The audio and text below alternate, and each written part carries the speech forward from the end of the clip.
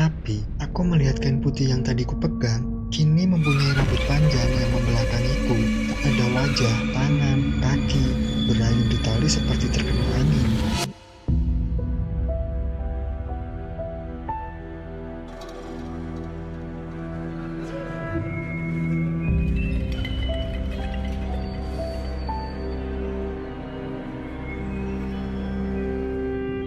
Assalamualaikum warahmatullahi wabarakatuh.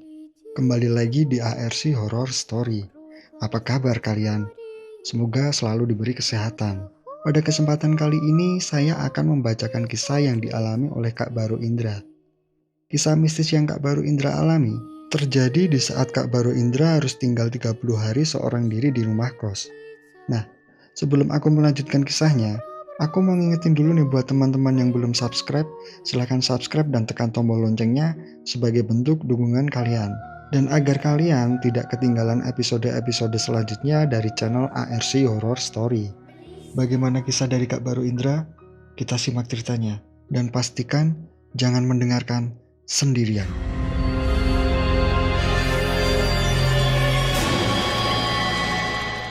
Cerita ini bermula saat aku memutuskan untuk mencari kerja pada 2013 silam. Bermodalkan niat dan fisik yang gak good looking, akhirnya temanku Wan menawarkan pekerjaan di daerah Banjarnegara. Bawaanku tak berat, hanya baju dan sedikit kenangan pahit mengiringi jalanku menuju kota yang lekat dengan wisata Dieng ini. 2 jam lebih dari kota asal, sampailah di alun-alun Banjarnegara untuk rehat makan. Masih jauh, Wan? Tanyaku saat itu. Enggak, Bar. Nanti kita langsung cari kos ya. Duitmu ada kan buat kos? Jawab Wan penasaran. Tampang dan dompetku saat itu memang sedang akur mirisnya. Dengan jurus malasku, aku menjawab. Uangmu dulu, Wan. Nanti gajian tak bayar. Walah ya sudah, balas Wan singkat. Ternyata lumayan juga. Dari alun-alun sampai akhirnya ada warga yang menunjukkan rumah yang menerima kos-kosan dekat dengan tempat kerjaku nanti. Oh iya, aku kerja bareng Wan di usaha peternakan ayam potong milik keluarganya. Ketukan pertama pintu rumah cukup untuk penghuni rumah membukakan pintunya. Dan terlihat sosok ibu yang sudah tua, mempersilahkan kami buat duduk. Seperti sudah tahu kalau kami adalah calon penghuni rumah kosan ibu ini. Namanya Busum. Raut mukanya sangat ramah menerima kami sebagai tamunya. Cari kosan, Mas? Tanya Busum. Iya, Bu. Yang kosong ada berapa kamar? Semua lagi kosong kok, Mas. Mau 2 kamar? Iya, Bu. Aku dan Wan kompak menjawabnya. Bentar, Ibu bikinin teh dulu ya. Oh iya, makasih, Bu. Jawab kami. Wan, rumahnya kecil gini. Kamar kosnya yang mana sih? Tanyaku penasaran. Memperhatikan rumah ibu kos yang aku yakini hanya memiliki 2 kamar tidur. Nggak paham aku. Tanya aja nanti. Mataku kemudian berhenti melirik seisi rumah. Setelah Busum datang membawakan 2 cangkir teh hangat. Minum dulu, Mas. Kalau kos ada 5 kamar, yang 2 sekat kayu bukan tembok permanen. Sewa 150.000 per bulan. 1 kamar nggak apa-apa kalau mau berdua. Busum melanjutkan. Murah sekali pikir kami. Rasa penasaranku makin besar. Di mana letak kamar itu? Kamarnya yang mana ya, Bu? Tanya aku. Busum tersenyum dan berdiri dari duduknya. Rumah kos ibu bukan di sini, tapi jalan ke atas lagi 200 meteran. Ibu antar sekarang biar tahu ya. Kami berjalan kaki ke arah rumah kos itu. Sampai tiba di jalan setapak dengan tapak batu kali. Di kebun yang lebih terlihat seperti bukit kecil dengan rumah tua yang cukup besar. Yaitulah rumah kos Busum, yang seperti sengaja memisahkan diri dari gerombolan rumah warga di bawahnya. Ini kebun ibu, ditanami biar hijau. Rumahnya kayak gini, Mas. Lihat dulu aja dalamnya. Setelah sedikit mendaki, sampailah kami di depan rumah tua Busum. Tidak terlalu terawat, tapi masih layak untuk ditinggali orang gak punya duit kayak aku. Ini dalamnya, Mas. Kamarnya pilih aja. Ada dapur di belakang sebelah kamar nomor 5. Gimana, Mas? Busum menawarkan. Gimana, Wan? 2 kamar ya murah. Cocok kan? Bisikku pelan pada Wan untuk memastikan. Ya oke lah, udah capek juga cari yang murah, jawab Wan. Busum terus tersenyum dan akhirnya kami mengiyakan untuk tinggal di rumah tua ini. Kami bergegas turun kembali ke rumah Busum. Motor selalu dititipkan di garasi rumah Bu Kos. Hanya kunci gerbang busum dan kunci rumah tua itu yang diberikan. Singkat cerita, di hari pertama, halaman depan dipenuhi tumbuhan dan pohon pisang sampai jambu. Jalan setapak untuk turun ke rumah warga hanya ditandai batu-batu sungai Serayu yang tidak jauh dari rumah ini. Suara sungai juga terdengar. Hari itu juga kami bersihkan sisi rumah dan sedikit tumbuhan liar. Tak terasa senja datang, dan azan maghrib pun berkumandang. Wan sedang serius menerima telepon dari entah siapa. Aku memutuskan untuk lebih dulu mandi. Bar, aku diterima kerja di sekolah di Bawang. Sebulan dikasih kos dekat sana dulu. Aku nggak jadi kerja sama bapakku. Kamu nggak apa-apa sendirian toh? Teriak Wan dari balik pintu kamar mandi. Nggak apa-apa Wan. Terus kapan mulainya? Jawabku. Aku habis isak balik dulu ke Karangkobar, ngambil berangkasku Bar. Lah terus nggak nginep dulu di sini? Langsung pulang dulu. Jawabku setelah keluar dari kamar mandi. Dadakan kok Bar. Ya sudah Wan, rezekimu itu. Akhirnya Wan pulang dengan motor dan tas bajunya. Aku lapar dan memutuskan untuk turun ke bawah mencari makan malam. Sesampainya di kamar kos, aku mematikan lampu tengah dan mengunci kamar untuk tidur. Mataku mulai kupaksa terpejam istirahat, tapi kupingku merasa terganggu. Pukul 10 malam, aku mendengar suara nafas berat, seperti nafas yang lelah, atau mungkin nafas orang sakit. Jarak rumah tetangga paling dekat sekitar 100 meter. Suara itu masih terdengar teratur. Kalaupun suara ngorok, orang macam apa yang ngoroknya kayak tua masjid? Semakin ku cari suara itu seperti ada di kamar nomor 1. Kudekatkan kupingku di pintu kamarku nomor 5, dan suara itu terdengar.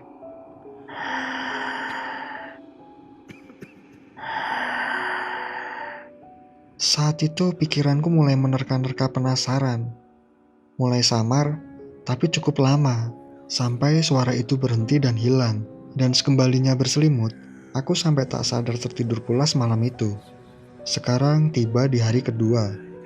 Kerja di hari pertama, aku menaiki motorku dan bergegas ke peternakan ayam, usaha milik orang tua Wan. Harapanku hari ini, Wan bekerja bersamaku. Tapi Wan sudah dapat pekerjaan yang dia impikan dari awal. Jam pulang kerjaku tepat sebelum maghrib untuk sampai di rumah kos. Jadi, setiap pulang ke kos, yang aku lihat di rumah tua besar yang masih gelap sebagai tempat tinggal ternyamanku saat itu. Ingin mengeluh tapi sadar aku miskin. Sebelum masuk rumah, aku harus memutar keran air di halaman rumah. Kemudian harus mematikan kembali esok harinya sebelum berangkat kerja. Itulah satu-satunya peraturan dari Busum selaku pemilik rumah kos ini. Menyalakan lampu ruang tengah, melepas pakaian dan kemudian bergegas ke kamar mandi. Baru seperempat ember kecil air, tiba-tiba keran mati. Dengan handuk yang kuikatkan di tubuh, aku berjalan keluar rumah memastikan aku sudah memutar keran halaman rumah dengan benar. Sampai halaman depan keran, yang bersebelahan dengan pohon jambu itu, kucek kembali. Aku jongkok dan bingung, kenapa keran memutar off.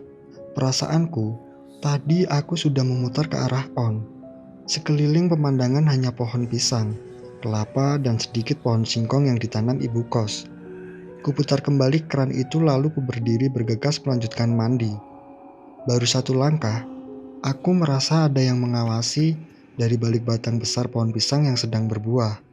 Kulihat seksama, tidak tampak apapun. Aku melanjutkan langkahku. 3 langkah lagi aku menginjak teras rumah. Tiba-tiba, aku mendengar suara langkah kaki cepat. Aku berdiam sejenak memastikan. Tapi, semakin lama diam, langkah itu semakin menghampiri, dan terdengar sangat jelas. Itu langkah kaki seperti dari balik pohon pisang. Sontak aku lanjutkan masuk rumah kos dan menutup dengan sedikit membanting pintu tanpa membalikan badanku. Kemudian, suara itu hilang seketika setibaku di dalam rumah. Di dalam rumah, aku teralihkan dengan suara ember yang sudah penuh dengan air. Kulanjutkan mandiku dan kemudian tidur di hari keduaku di rumah kos tua ini. Sekarang hari ketigaku di kos tua ini. Aktivitasku masih sama. Aku mulai bersiap bekerja dengan keadaan penasaran dengan suara langkah semalam. Langkah menyeret itu, kucek kebenarannya. Mungkin ada bekas tapaknya, tapi di sekitar pohon pisang tidak ada tanda apapun. Heran aku. Sepulangku dari kerja, Aku memarkirkan motorku di garasi rumah Busung. Kemudian lekas berjalan kaki kembali ke kos. Belum jauh aku berjalan, Busung memanggilku. Satu kresek kecil jajanan pasar diberikannya untuk kumakan. Dengan senang hati aku menerimanya dan berpikir, baik sekali Busung. Setelah itu kulanjutkan berjalan. Jalan setapak ke atas rumah kos, terlihat ada yang asing. Susunan batu seperti bertambah, tapi laparku mengacuhkan rasa penasaranku lagi. Kunyalakan keran dan hari itu berlalu begitu saja. Singkat cerita, hari ini hari ketujuh. Hari keempat sampai keenam, tidak ada apapun yang terjadi. Semua berjalan lancar. Sampai aku sadar bajuku sudah habis. Aku harus mencucinya, tapi karena masih malas, akhirnya aku bekerja memakai baju kemarin. Sepulang bekerja hari itu, aku mampir dahulu ke warung untuk membeli tali rafia untuk aku ikatkan pada pohon jambu dan kelapa yang nantinya akan aku pakai untuk menjemur pakaianku nanti. Setelah selesai membuat jemuran pakaian, aku tidur dan kusetel alarm saat subuh tiba. Dan sekarang sudah hari ke-8 aku di rumah ini. Dan alarm yang sudah aku setel tadi berbunyi. Aku terbangun dan bergegas sholat. Selepas itu, aku mencuci beberapa pakaianku dan kemudian langsung menjemurnya di tali yang kuikatkan malam lalu. Aku menjemur satu persatu pakaianku. Pagi itu masih gelap, suara sungai terdengar, dan tiba-tiba badanku terasa panas di bagian leher sampai punggungku. Tapi seketika berangsung hilang, dan aku kembali ke dalam rumah. Aku menyapu kamar sampai ruang tengah. Saat aku hampir membuka pintu, tiba-tiba dari jendela ruang tengah, aku melihat sesuatu yang berayun. Berayun di tali jemuran, kain putih panjang yang berayun, seolah angin ada. Siapa yang ikut menjemur subuh-subuh pakaian yang terlihat seperti mukena itu? Melihat itu, aku lari ke dalam kamarku. Aku merinding. Pikiran mulai kacau. Aku paksa tidur sebentar tapi susah. Sampai sinar matahari mulai terlihat dan aku bergegas mandi untuk pergi bekerja. Pikiranku masih ingin percaya kalau subuh tadi hanya mukena yang dititipkan warga saja.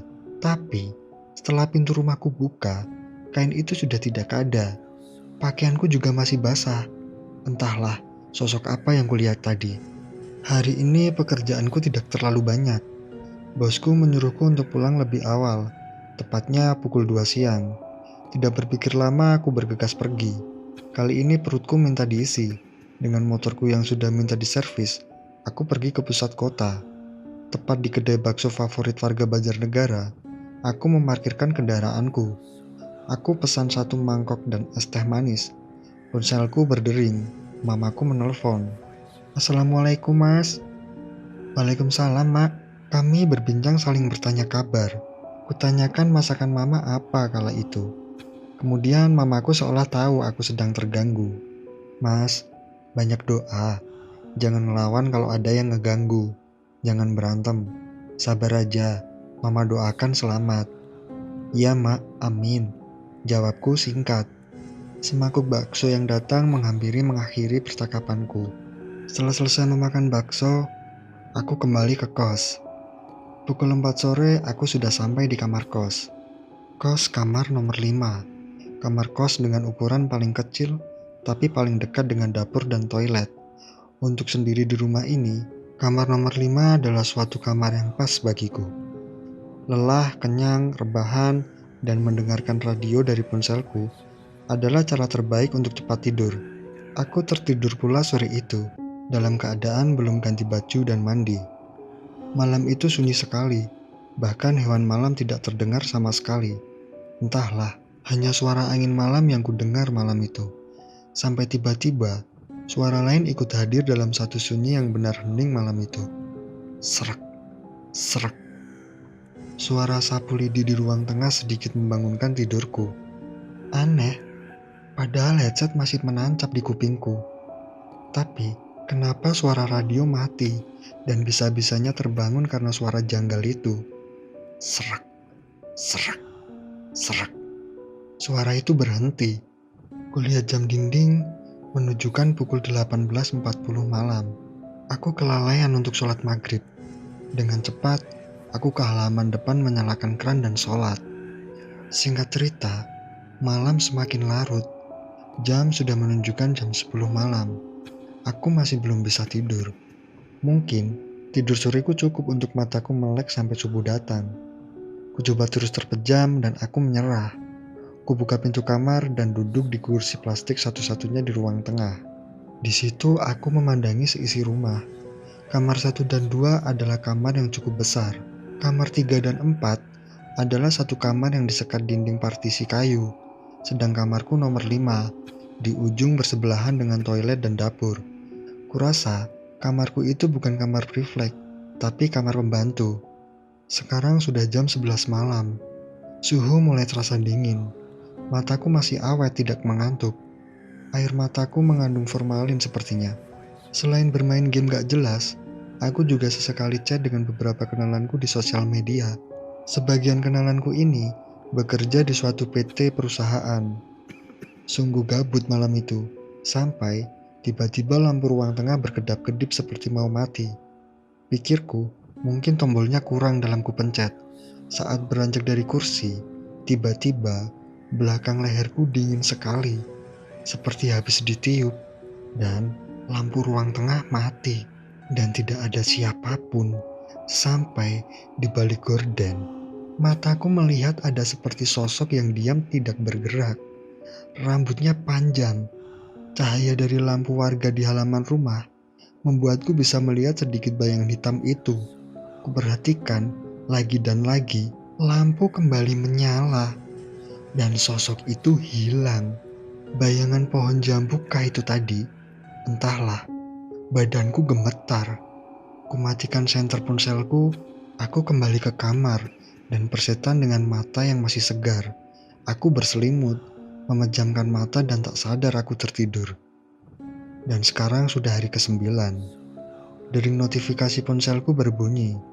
Ucapan selamat pagi dari gebetan memang suka bikin senyum sendiri. Tapi maaf, aku masih dalam keadaan takut. Ku telepon Wan saja dulu hari itu. Wan, ini kosan gak bener. Anjir, aku digangguin terus. Nadaku kesal. Lah, temanmu banyak jadinya. Balas Wan meledek. Kamu jauh ke Banjar, mau cari duit, fokus. Aku tahu kamu lagi susah. Kamarku di Karangkobar kosong. Pindahlah kalau nggak betah di situ. Wan membuatku terdiam. Nggak mau, gajiku habis bensin aja untuk bolak-balik. Jawabku kesal. Ya sudah, di situ aja lah. Aku berangkat kerja dulu, Bar. Assalamualaikum. Wan mematikan ponselnya. Aku pun mandi dan mencari sarapan. Singkat cerita, sepulang bekerja, seperti biasa, motorku kuparkirkan di dalam garasi rumah busung. Karena tiba-tiba aku ingin buang air kecil, aku mengetuk pintu rumah busung. Assalamualaikum. Busung belum juga membuka pintunya. Waalaikumsalam Mas Baro. Ada apa Mas? Tanya busung tersenyum. Maaf, boleh pinjam toiletnya Bu? Pintaku dengan senyum menahan kebelet. Boleh, di belakang belok kiri Mas. Aku berjalan cepat dan menutup pintu kamar mandinya. Setelah selesai membuang air kecil, saat aku membuka pintu kamar mandi, aku seperti mencium bunga-bunga yang cukup wangi. Gak mungkin badanku, tapi karena buru-buru, aku cepat berjalan keluar dan terlihat Busum sudah menunggu sambil membawa kresek hitam. Mas, ini kue pasar, dimakan ya? Ucap Busum ramah sekali. Gerimis datang. Aku cepat berjalan dan berlari sedikit untuk cepat sampai rumah kos. Saat aku sampai di halaman rumah, tak sengaja aku melihat kue apem dan getuk yang sama seperti kubawa sekarang ada di bawah pohon jambu. Kok ada yang membuang kue busung? Padahal aku makan selalu enak. Mungkin bisa juga memang terjatuh dan enggan untuk diambil lagi, pikirku saat itu. Gerimis menjadi hujan. Hujan menjadi kesepian. Begitulah mirisnya aku malam itu. Selesai mandi, aku dikejutkan dengan kebocoran dari genting ruang tengah yang cukup deras. Kuambil ember di kamar mandi, dan kutadakan untuk menampung air hujan yang masuk ke ruang tengah. Setelah penuh kubuang di halaman depan bergantian, dengan ember cat yang tidak terpakai. Tak lama hujan pun berhenti. 2 jam hujan malam itu, membuat genangan halaman rumah yang memang masih tanah cukup banyak. Lelahku hari ini membuatku mengantuk. Aku kembali ke kamar, dan mendapati kasurku basah dari air yang mengalir dari tembok. Aku kesal, tidur di mana aku malam ini? Lupa menyalakan lampu kamar untuk memastikan keadaan adalah salah satu penyesalan malam itu. Akhirnya aku gelar tikar gulung yang sudah ada di sudut ruangan. Guling yang aman dari air hujan, kupakai menjadi bantal. Aku memilih tidur di ruang tengah yang sudah kubersihkan. Suara sisa air dari genting dan suara nyamuk mengiringi malamku untuk istirahat. Malam pertama aku tidur di ruang tengah, makin tenang pikiranku, makin teringat sosok hitam semalam di balik gorden. Sengaja aku membalikan badan dari jendela depan, padahal badan terasa lelah sekali, tapi pikiranku membuatku makin susah untuk tidur. Kadang kupikirkan hal lain yang lebih menarik seperti jadi orang kaya, sarapan pizza, dan sebagainya. Dan akhirnya aku sering menguap, mataku berair, aku beranjak lelap. Suara tetesan hujan mengantarkanku dalam tidur yang lebih dalam. Semakin dalam, sampai mulai samar terdengar, dan badanku susah digerakkan. Mataku terbuka, mulutku juga terkunci. Aku ketindihan, ku bacakan ayat-ayat Al-Quran dalam hati. Ku coba terus menggerakkan badan dan susah. Aku mulai mencoba tenang. Badanku seperti kesetrum. Dari kepala sampai kaki berpindah-pindah getarannya. Dan setelah itu, aku mendengar suara perempuan. Bukan, bukan kuntilanak. Ini suara seorang ibu yang bernyanyi. Suaranya merdu, mendayu, tapi hanya terdengar dari belakang badanku. Dulu, saat kecil, aku sudah terbiasa dengan ketindihan ini. Ibuku bilang, jangan takut, banyakin doa. Jangan paksa badan bergerak, rileks dan tenang. Aku mencoba, aku praktekkan juga. Sementara, suara nyanyian Jawa itu mulai hilang. Badan mulai bisa digerakkan sampai pada getaran kaki hilang. Dan aku masih terus berdoa sampai aku tertidur lagi. Sampai di hari ke-14, badanku sakit. Gorden yang semalam tertutup terbuka lebar pagi itu. Entah apa yang aku lihat kalau badanku menghadap jendela, dan aku ketindih seperti semalam. Hari ke-10 sampai 13, aku memilih menginap di mes temanku Wan yang terletak di Bawang. Di mes temanku, aku masih ketindih pada hari ke-12, tetapi aku cepat sadar karena Wan langsung nabok kepalaku. Di hari 10-13 ini, aku merasa boros bensin dan kebetulan ada Wan di situ. Aku meminjam uang kepada Wan. Setelah itu aku beranjak pergi bekerja dari Bawang ke tempat kerjaku yang lumayan jauh jaraknya. Sambil berdoa semoga rumah tua busum itu banyak hal aneh karena belum renovasi. Setelah ini aku berharap tidurku nyaman. Sekarang kembali lagi di hari ke-14. Gerimis sepanjang perjalanan menemaniku hari itu. Waktu itu hari Sabtu. Dan kebetulan, aku minta libur 2 hari, Minggu sampai Senin, untuk bertemu temanku dari Cilacap, yang rencananya akan kuajak bersama Wan ke Rakit, yang masih daerah Banjarnegara.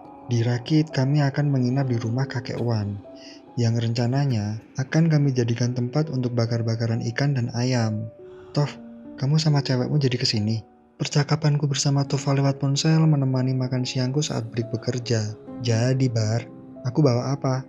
Tanya Tova. Beruang, Tov. Ya ikan, toh. Cilacap kan dekat sama laut. Gimana kamu ini? Kesalku menjawabnya. Iya, Bar. Ya sudah, Bar. Aku kabari lagi nanti. Jawab Tova. Singkat cerita, aku pulang ke rumah kos kembali dan memang betul sudah diperbaiki. Bahkan, kasur dan selimutku sudah dimasukkan dalam keadaan kering di ruang tengah. Baiknya ibu kosku, walau rumahnya tak sebaik busung. Hujan besar dan petir menghantuiku malam itu. Tapi beruntung tidak ada kebocoran lagi. Hanya tetesan air kecil yang masuk dari sela genting yang kurang rapat. Hujan masih deras sampai aku mengantuk. Kuletakkan ponselku dan mulai mencoba tidur. Walaupun niatku begadang karena besok libur, tapi dengan berbagai kejadian itu rasanya tidur jadi hal menyenangkan. Mataku mulai terpejam. Rasanya nikmat sekali. Mendengar suara hujan di genting dan angin yang kencang bertiup membuat dedaunan saling berbisik bertabrakan. Instrumen indah malam itu yang mengantar tidurku sangat cepat. Tak selang lama, ponselku bergetar di meja kayu. Aku terbangun dan mulai mengecek siapa yang menelponku. Kubuka ponselku dan terlihat jam menunjukkan pukul 3 pagi. Tidurku terganggu dengan 13 panggilan tak terjawab dari Tova temanku. Penasaran, aku menelponnya balik, namun tidak menjawab. Padahal baru semenit dia menelpon terakhir. Karena malas juga dan masih mengantuk, aku memutuskan untuk kembali tidur. Namun sebelum tidur, kuputuskan untuk buang air kecil. Kubuka pintu kamar lebar-lebar, dan dengan cepat aku berjalan beranjak ke toilet. Belum selesai aku buang air kecil, aku dikagetkan dengan suara pintu kamarku yang terdengar jelas seperti dimainkan. Aku bergegas keluar dari kamar mandi dan langsung mengecek apapun itu yang terjadi di kamarku. Aku takut kalau itu maling atau hewan seperti tikus dan lainnya. Saat aku melihatnya, pintu masih dalam keadaan terbuka seperti saat tadi aku baru beranjak. Tidak ada yang berubah. Kulangkahkan kakiku pelan menuju kamar, dan ponselku bergetar di meja. Di situ aku kaget. Tova kembali menelponku dan kemudian aku angkat. Halo Tov? Halo Bar, aku putus sama Leni. Jawab Tova dengan tangis yang mulai mereda. Lah kok bisa putus Tov? Tanyaku penasaran. Besok aku ceritakan langsung di situ. Stres aku, balas Tova. Ya udah yang sabar ya Tov. Ya Bar, besok tak kabari kalau aku udah OTW. Oke Tov. Akhirnya kami mengakhiri telepon pagi buta itu. Jam sudah menunjukkan pukul 3:30 pagi. Karena sudah jam tanggung, akhirnya aku mengeluarkan beberapa pakaianku untuk direndam. Cucianku sudah siap. Aku akan menjemur beberapa pakaianku di halaman depan rumah seperti biasa. Langkahku sekarang semakin pelan. Takut dengan beberapa hari lalu aku seperti melihat sosok hitam. Pintu mulai kebuka pelan. Angin dingin tiba-tiba berhembus lumayan kencang masuk ke dalam rumah. Aku tidak melihat sesuatu yang aneh subuh ini. Kecuali, kemudian aku tidak sadar setelah melihat kembali apa yang aku bingungkan sebelumnya. Ada pakaian putih yang dijemur panjang dan lumayan tebal. Aku beranikan diri untuk mendekat, karena memang kain itu juga mengambil ruang kosong tali jemuranku. Untung pakaianku tidak banyak, jadi aku tidak perlu menggesernya. Aku menjemur kemeja dan celana panjangku. 2 celana panjang, 1 kemeja batik dan 1 kemeja kerja, aku jemur dan jepit. Dan sisa 1 lagi kemeja hitamku. Saat aku menunduk mengambil kemeja terakhirku dari ember, kemudian aku berdiri dan, loh, tadi ruangan tali jemuran ini masih bisa berdua kemeja. Kenapa sekarang 1 kemeja aja tidak cukup? Gumamku dalam hati. Dengan terpaksa, aku menggeser kain putih itu ke sebelah kanan tanpa menghiraukan rasa penasaranku tadi. Saat tangan kananku memegang kain itu, tiba-tiba, anjrit, ngapain dijemur kalau masih lengket? Kesalku dalam hati. Kain putih itu memang lengket, seperti direndam berhari-hari dan tidak diperas langsung dijemur. Baunya juga seperti tanah liat. Kemudian kuurungkan niatku menggesernya lagi. Selesai aku menjemur, aku kembali ke dalam rumah. Saat aku tutup pintu rumah, angin dingin kembali masuk tertiup. Aku kunci pintu dan bersiap untuk sholat subuh. Azan subuh terdengar. Kemudian aku bergegas dan kemudian berniat kembali tidur sampai siang. Karena sore nanti, aku dan temanku berniat ke desa Rakit untuk bakar-bakaran. Kulepas sarungku dan kemudian menguap setelah tubuhku menyentuh kasur dan bantal. Belum juga tidur, aku mendengar rintik hujan yang mulai membesar dan deras.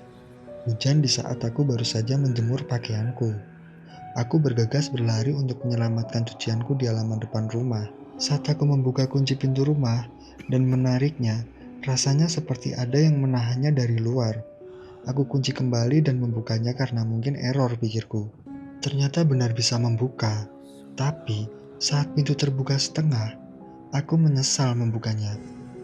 Sangat menyesal, karena di hadapanku sekarang bukan sosok hitam, bukan suara ibu menyanyi sendu, bukan aku tiba-tiba tertindih, tapi aku melihat kain putih yang tadi kupegang, kini mempunyai rambut panjang yang membelakangiku. Tak ada wajah, tangan, kaki, berayun di tali seperti terkena angin. Aku diam sebentar, seperti badanku seolah kaku. Mataku seperti dipaksa melototi sesuatu itu di depan. Mengayun, rambutnya menyapu tanah, mengayun lagi, dan terus mengayun tanpa henti. Seketika, aku langsung berlari tanpa menutup pintu kos rumah itu. Astagfirullah, entah berapa kali kuucapkan sampai matahari muncul dan tertidur dalam balutan selimutku yang melindungiku pagi buta itu.